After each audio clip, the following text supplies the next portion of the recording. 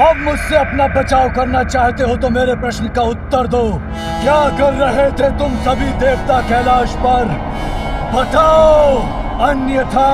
दुष्ट क्यों जानना चाहता है कि कैलाश में क्या हुआ था? ये मेरे साथ कुछ भी कर ले, किंतु मैं इसे कुछ भी नहीं बताऊंगा। बताओगे? मैं जो पूछूंगा तुम उसका उत्तर अवश्य दोगे इंद्र, क्योंकि मैं तुम्हारे मन को अपने वश में कर विवश कर दूंगा तुम्हें। देखो मेरे नेत्रों में देवराज, अब शीघ्र ही बोलना प्रारंभ करोगे तुम।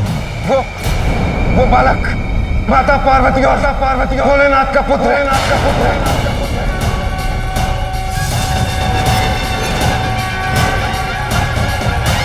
तो सिंगिका ने उचित कहा था। ये कैसे हो सकता है? ये क्या हुआ था? मुझे बोलने पर बाध्य कैसे कर दिया इस दुष्ट ने? किंतु अब मैं इससे लड़ूंगा।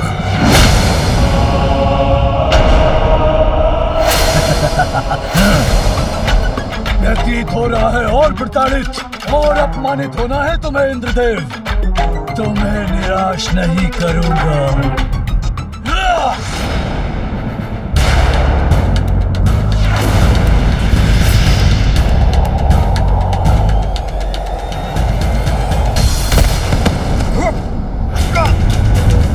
लेकिन ये कैसे सत्य हो सकता है? महादेव और देवी पार्वती का पुत्र तो हो ही नहीं सकता। इसीलिए मुझसे मिथ्या वचन बोलकर मुझे भ्रमित करने का प्रयास मत करो। रुक जाओ। यदि मेरी बात का विश्वास नहीं तो स्वयं ब्रह्मदेव से पूछ लो।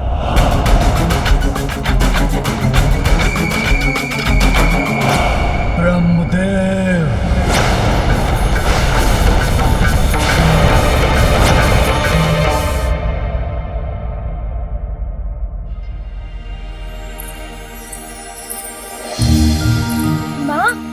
माँ, एक और बात सुनिए ना।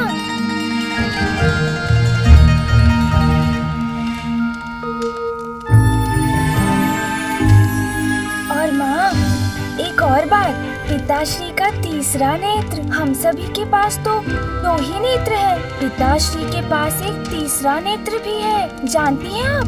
हाँ। माँ तो ध्यान ही नहीं दे रही। वो तो अपने कार्य में इतनी व्यस्त है कि मेरी तो कुछ सुन भी नहीं रही। अपना कार्य कैसे पूर्ण कर पाऊंगी मैं यदि इसी प्रकार मेरे पीछे पीछे आता रहा मेरा पुत्र? माँ, नंदी जी ने मुझे बताया था कि यदि पिताश्री का तीसरा नेत्र खुल जाए तो फिर सभी कुछ नष्ट हो जाता है, प्रलय हो जाती है। ये प्रलय क्या होती है माँ? पुत्र, प्रलय तो तब होगी जब उसका समय होगा। किंतु ये तुमने क्या किया? अन्न गिरा दिया। अन्न से तो हमें भोजन प्राप्त होता है। प्राण वायु के समान जीवन का स्रोत होता है ये अन्न, इसीलिए हमें कभी भी अन्न का अपमान नहीं करना चाहिए। अब जो हो गया सो हो गया। अभी मैं ये अन्न इस पात्र में डाल देती हूँ, किंतु आगे से ध्यान रहे पुत्र। मुझे क्षमा कर दीजिए माँ।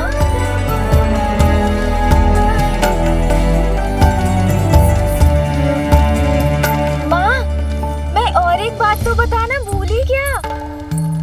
मैंने आपको पिताश्री के जो तीसरे नेत्र के बारे में बताया, वो तो कितना अद्भुत है ना माँ? हाँ पुत्र, तुम्हारे पिताश्री सच में अद्भुत ही हैं। माँ पुनः चली गई। मुझे तो उन्हें और भी बहुत सारी बातें बतानी है। माँ, एक और बात सुनिए ना माँ। माँ, पिताश्री के पास तो डमरू और त्रिशूल भी है, ज्ञात है आपको? यदि ये इसी प्रकार मेरे इर्द गिर्द रहा तो मेरा कार्य कैसे पूर्ण होगा?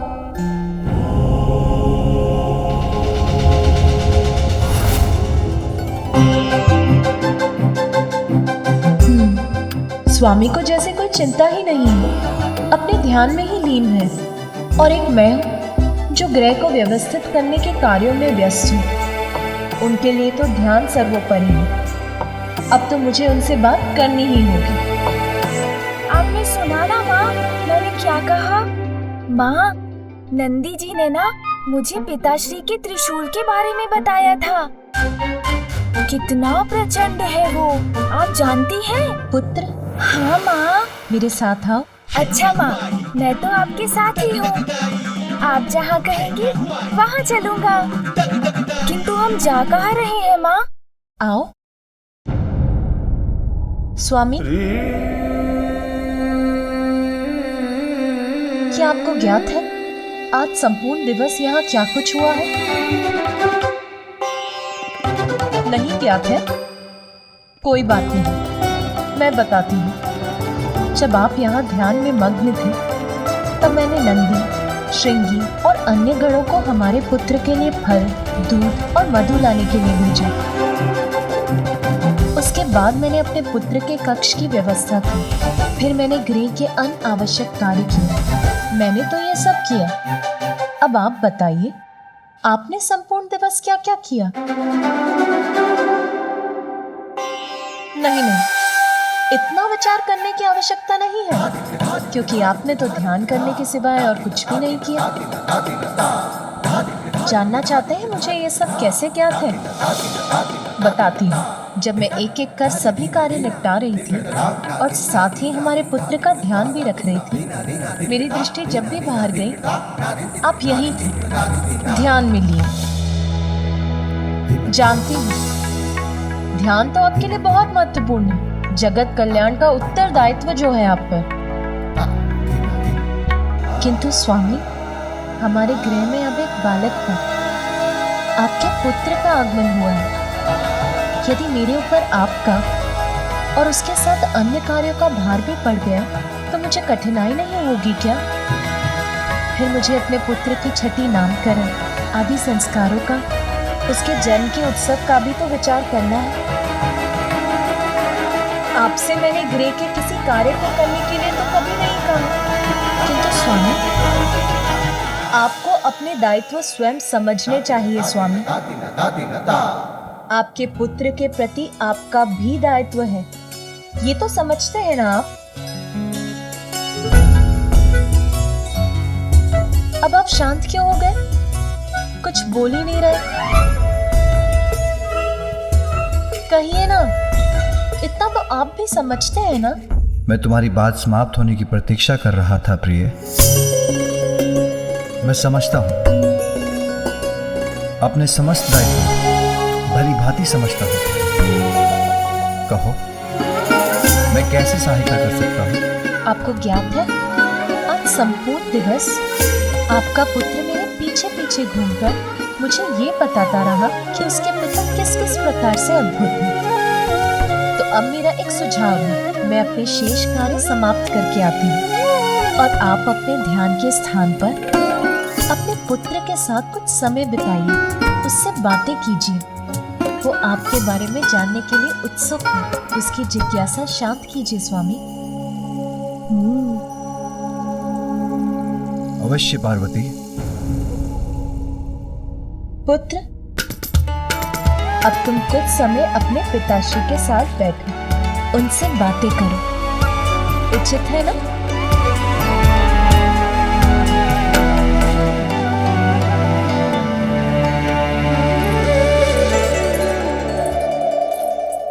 मेरे पिताश्री अब मुझे अपने आप को लेकर अनेक बातें बताएंगे। बहुत आनंद आएगा। आओ पुत्र।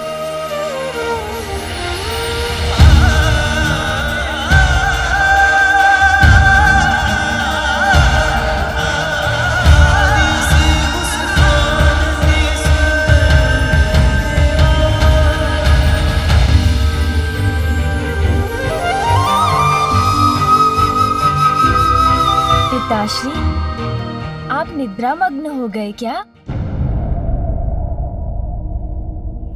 नहीं पुत्र, मैं निद्रा में नहीं, मैं ध्यान मग्न हूँ। ध्यान पिताश्री, ये क्या होता है?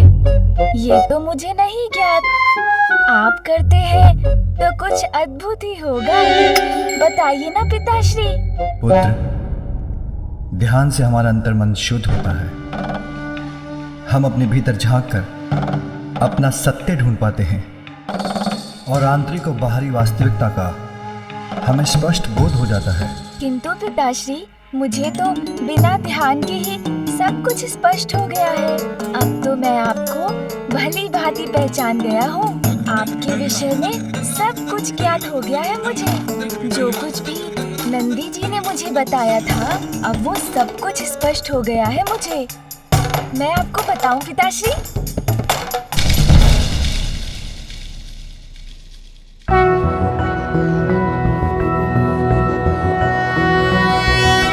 सृष्टि के आप ही नाथ, शिव शंभु जय भोलेनाथ। लंबी जटाएं हैं किए, गंगा को धार लिए। डमरू त्रिशूल हैं हाथ, त्रिनेत्र जय भोलेनाथ। सृष्टि के आप ही नाथ, शिव शंभु जय भोलेनाथ।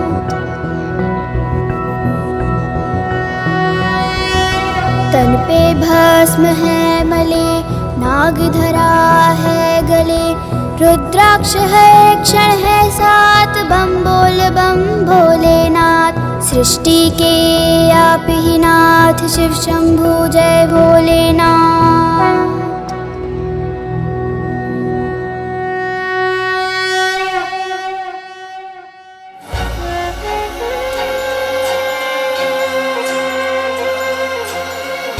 पुनः यहीं बैठ जाता हूँ उनके निकट।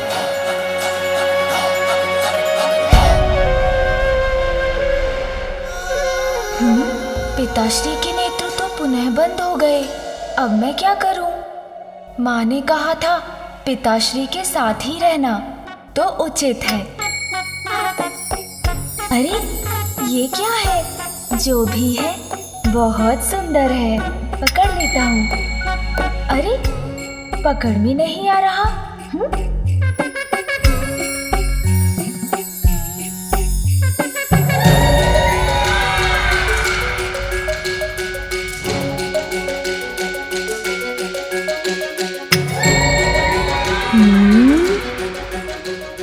ओह, ये तो कुछ अत्यंत विचित्र और अद्भुत है पिताश्री की जटाओं में। नंदी जी ने तो इसके विषय में कुछ बताया ही नहीं।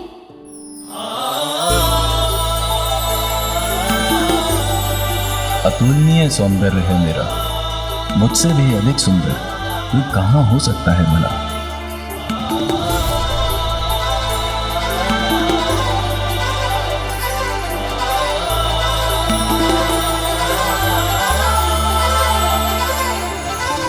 देख लो इसका स्पर्श कैसा होगा।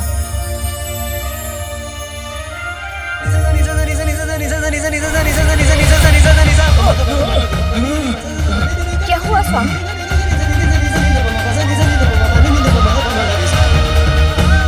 ये तो अनर्थ हो गया। माता पार्वती के पुत्र ने मुझे महादेव के मस्तक से उतार कर अपने हाथों में ले लिया है। नहीं, ये तो सर्वथा अनुचित है। बड़ी अद्भुत चमक है इसकी।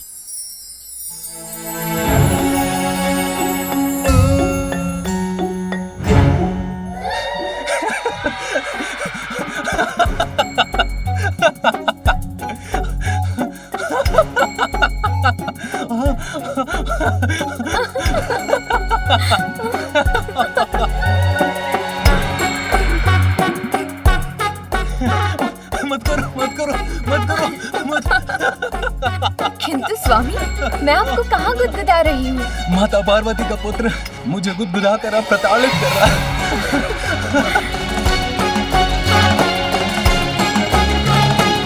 स्वामी, अब आप ठीक तो है?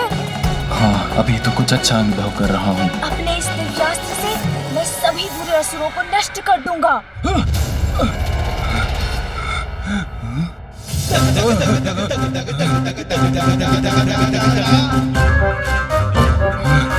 मुझे तो इस क्रीड़ा में बहुत आनंद आ रहा है। पुनः उछाल कर देखता हूँ।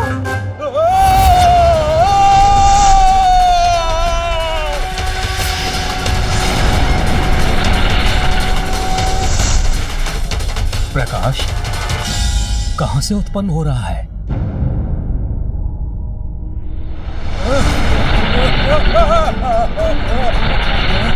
ये चंद्रदेव क्या कर रहे हैं?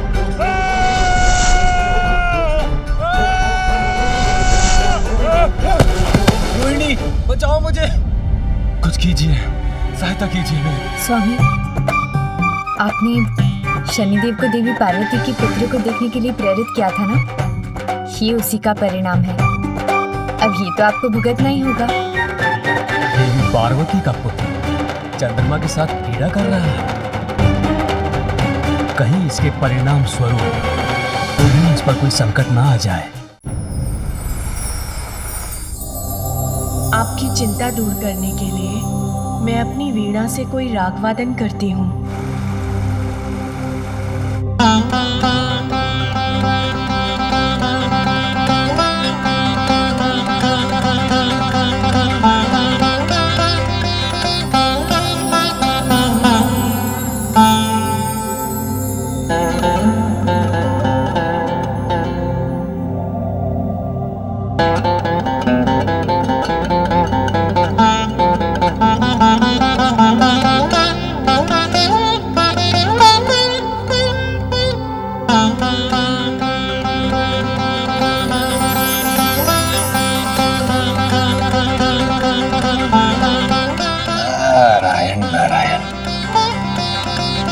ऐसा संगीत जो मन को कर दे सम्मोहित, नारद प्रफुल्लित, ब्रह्मदेव और माता सरस्वती के निकट जाकर इस दिव्य संगीत का आनंद लेना चाहिए।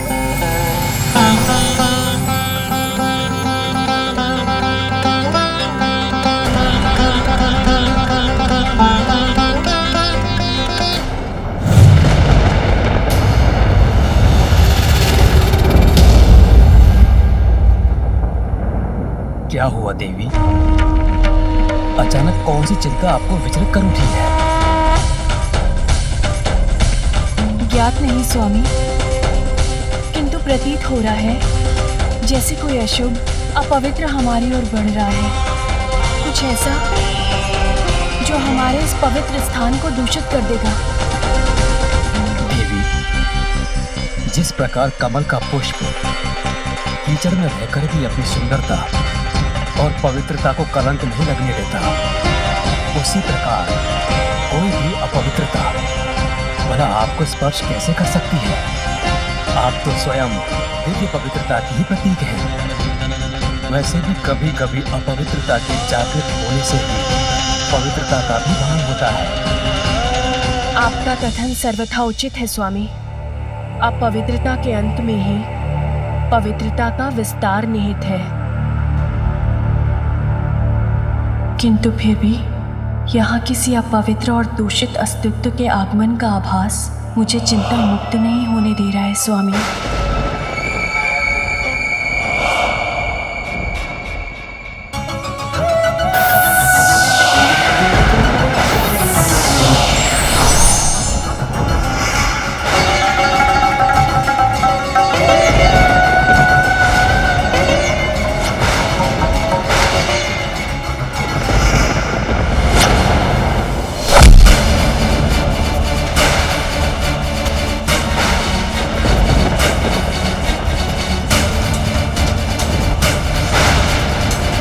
नारायण नारायण, ब्रह्मलोक में ये कौन असुरी आकृति स्थित है?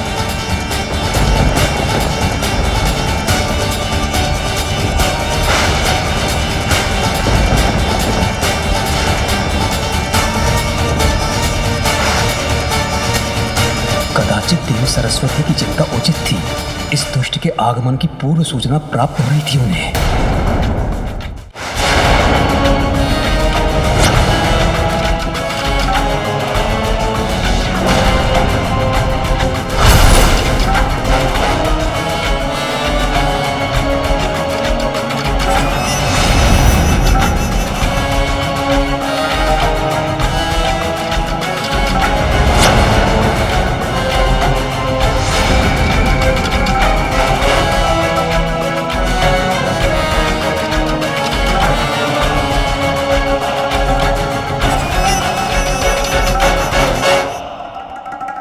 मैं पाताल क्या चला गया, आप तो मुझे भूल ही गए ब्रह्मदेव। मैं तो आपका ही अंश हूँ। आपकी अशांति का कारण मुझे पता है। मेरे आगमन से ही आप इतने अशांत हैं। मैं कदापि यहाँ पर आने का कष्ट नहीं करता। यदि मैं इंद्रलोक नहीं जाता और मुझे वहाँ पे ये ज्ञात ना होता कि कैलाश में महादेव और देवी पार्वती के पुत्र ने जन्म लिया है।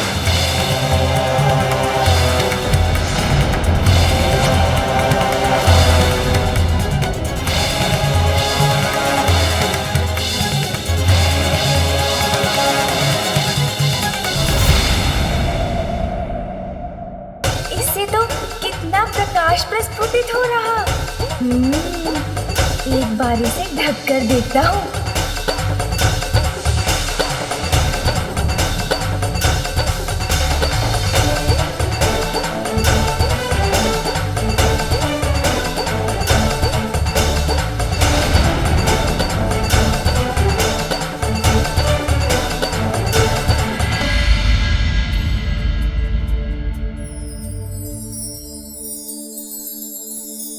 यदि ये बालक किसी प्रकार चंद्र के साथ क्रीड़ा करता रहा तो प्रकृति पर इसका अत्यंत प्रतिकूल प्रभाव भी पड़ सकता है। क्या महादेव को ये ज्ञात भी है कि उनका पुत्र किसके साथ कैसी क्रीड़ा कर रहा है?